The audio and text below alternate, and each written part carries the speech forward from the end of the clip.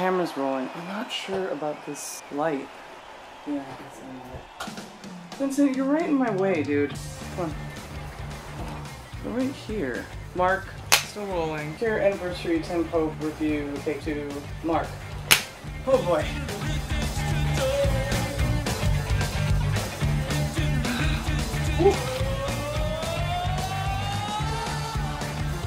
Alright, hey, it's Arusha from Push, a CureFan documentary, and I'm here to give my review of The Cure Anniversary live in Hyde Park, directed by Tim Pope. So last night was the worldwide screening of The Cure Anniversary, which was a taping of The Cure's performance last year at Hyde Park, which I attended. As somebody who's gone to Cure shows from 1986, if you look at the show on paper, a lot of diehard fans will say there wasn't anything crazy about the set list, but it was perfect for the 40-year anniversary celebration. I was really moved by the concert. It was a really good vibe. It was a very hot day, record-breaking heat, I believe, and so we could have been in for it, you know. We were there for hours. There were loads of bands playing. But it was just a really wonderful atmosphere. I was really excited to see the film for obvious reasons, because I'm a Cure fan and because I love Tim Pope's work, and I'm a filmmaker, but also because I was there.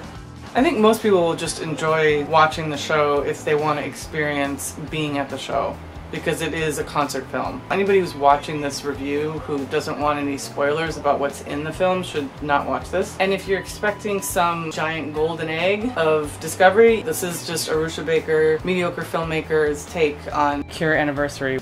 Okay, the sound. The sound was fucking phenomenal, and you can tell that Robert got his hands in it and mixed it, because the sound is insane. The sound is so good. You're never gonna get that quality at a gig, because there's no place that you could stand in a wide open space like that and get that quality mix. It was amazing. So just for that alone, the Cure Anniversary is worth seeing, because sonically you're gonna get that Cure sound, the variety of it, the breadth of it that the band is now.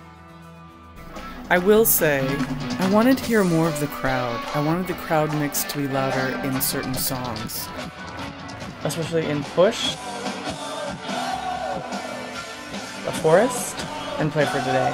I like seeing and feeling the crowd a lot.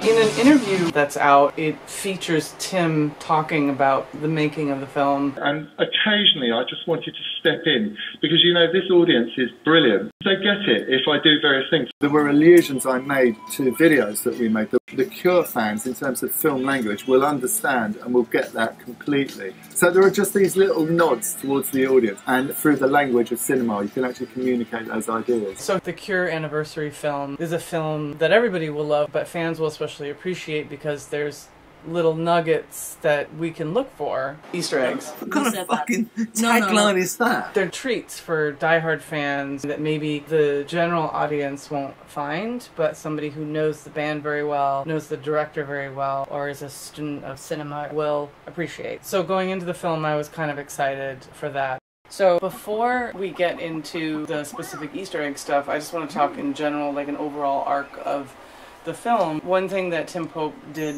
a lot is play with light.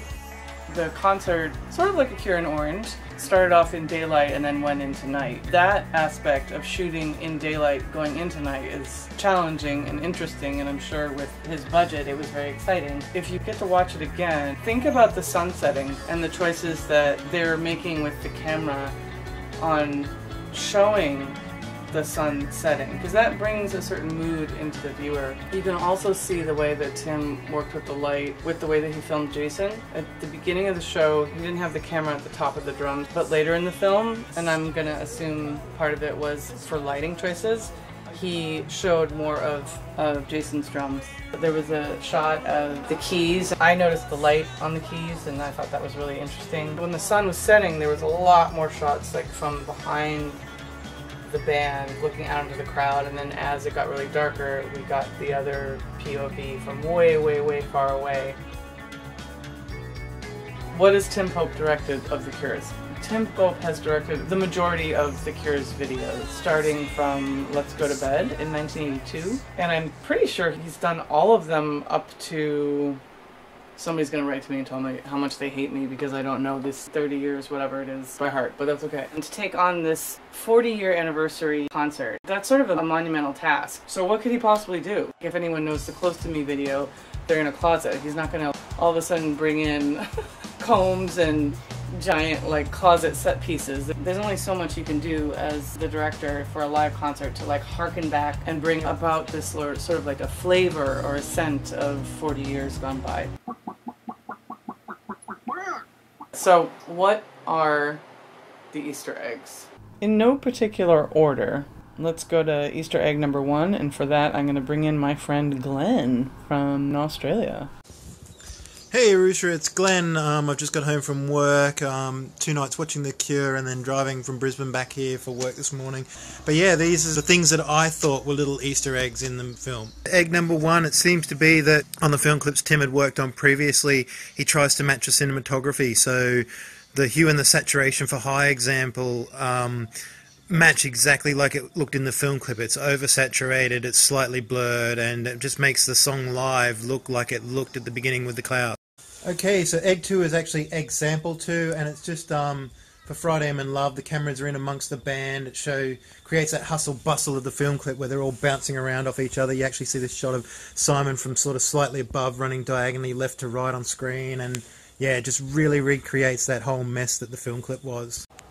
Alright then, egg 3, and I could be totally wrong about this. I've got no idea how much input Tim had into what was on the back screens, but like you were mentioning about them, for the ones that he did, it seemed to be that he cut to the big picture. You see just before Just Like Heaven, it cuts right back, you see the full stage set, and you can see this cliff face in the background. Glenn, for egg number 3, I'm pretty sure that Tim Pope had nothing to do with the choices of the backdrops, but I would venture to guess that he used that to his advantage when making choices on the fly.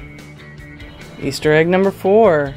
The choice to do that sort of slow pan behind the band looking out into the audience moving reminds me of A Cure in Orange. That, and then there was one specific kind of camera move where the camera's on like a medium shot looking at the stage and then it kind of swoops out and back. That reminded me of A Cure in Orange, and then I went back and looked at the footage. There's only one shot in the whole film that does that, but still that choice to have your crane camera shot come in medium and then swoop back into like a big wide, that reminded me of The Cure in Orange. If you notice a lot of the live streaming videos, they'll always have a camera on a crane and it'll kind of this like side swoop, like way up high, woo woo, and that shit always annoys me because it just takes me too much out of the moment. But I felt like this sort of steady and out business that Tim chose was a little bit different and more purposeful. There's like a Tim Pope signature camera move I feel like I saw in both in Orange and The Cure Anniversary. It's that sort of like slow pan from behind, purposefully behind some of the scaffolding. And then that thing of like looking out into the audience and having sort of a blurry montage. Like with The Cure in Orange, I guess there weren't any faces that you saw in the crowd, right? But the difference between The Cure in Orange and The Cure Anniversary as far as the crowd goes is that you could feel the crowd by the dancing that happened in 1986-87 and the fact that it was in France. French are more enthusiastic than Brits in general at a show, but they were just dancing and going fucking crazy, so that was great. We did get the claps in this piece, but this is a different time, different era. I will say though, I do wish that Tim and his camera crew were more dedicated to looking for interesting crowd shots. And in order to really pull that off, they probably would have had to have 3 additional cameras. One at the very front, one somewhere in the middle, and then one wherever the fuck else, roaming around maybe. And I didn't think that he was interested in that until one of the final edits in Boys Don't Cry used a little shot of 2 dudes laughing and dancing. So I thought that was a little odd. I thought it was odd to like only use that one close-up, and maybe I'm forgetting, but I don't know. I kind of wanted to see some excited faces, but I also kind of wonder if that was a challenge, because maybe it was just really hard to find some good, happy faces that weren't covered by a phone, you know? And Easter egg number 5.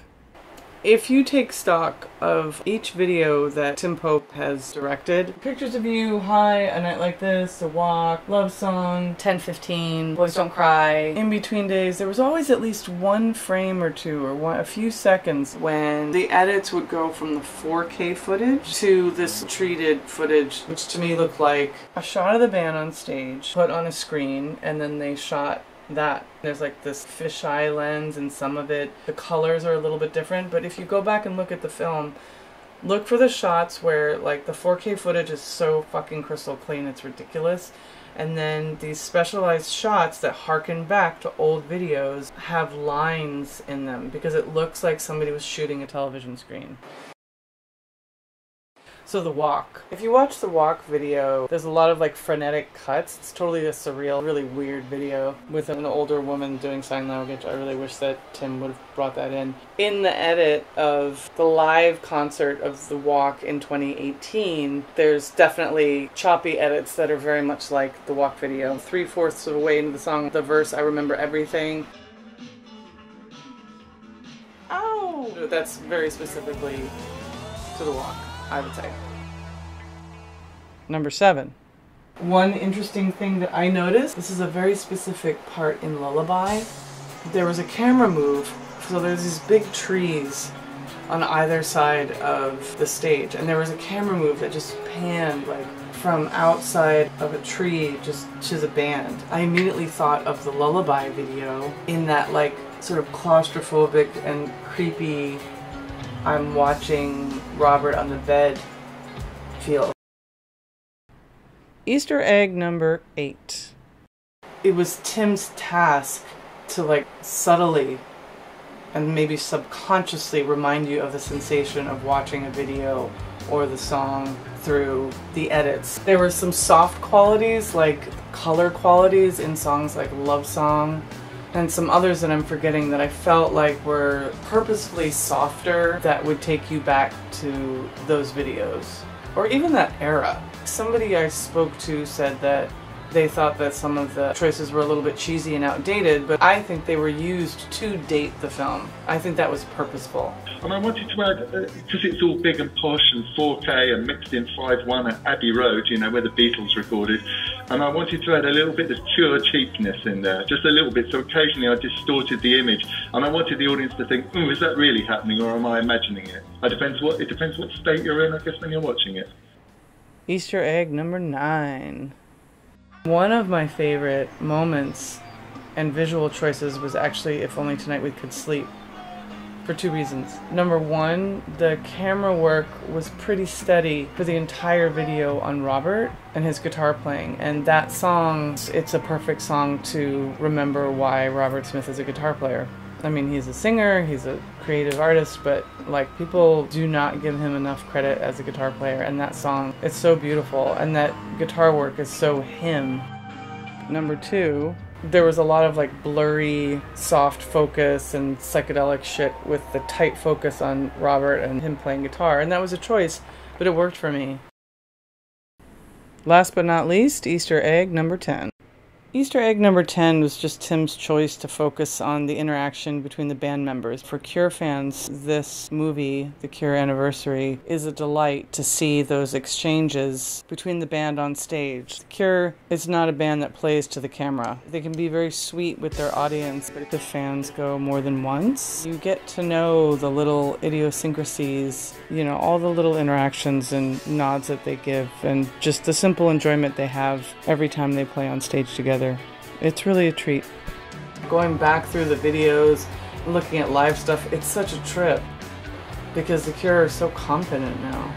And I suppose they always were in some ways, but in other ways, just I think with age comes mole, mole, mole, mole, mole, mole, mole, mole, mole, mole, mole. It's not an egg, it's a mole, not an egg at all. Anyway, with age comes strength.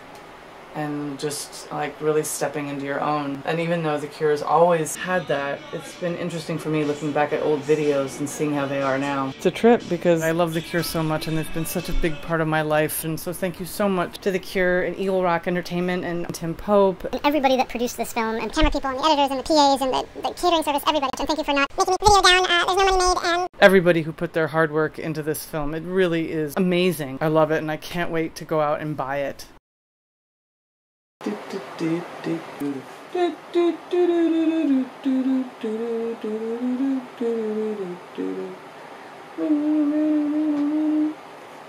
That's my review. See you next time. Thanks for tuning in. Bye. Bye. And if you had asked me then, if any of you had been alive, some of you would have been, what do you think you'll be doing in 40 years? I think I would have been wrong with my answer. So. But it's thanks to everyone around me, but I'm still here, and to you as well. So thank you very much.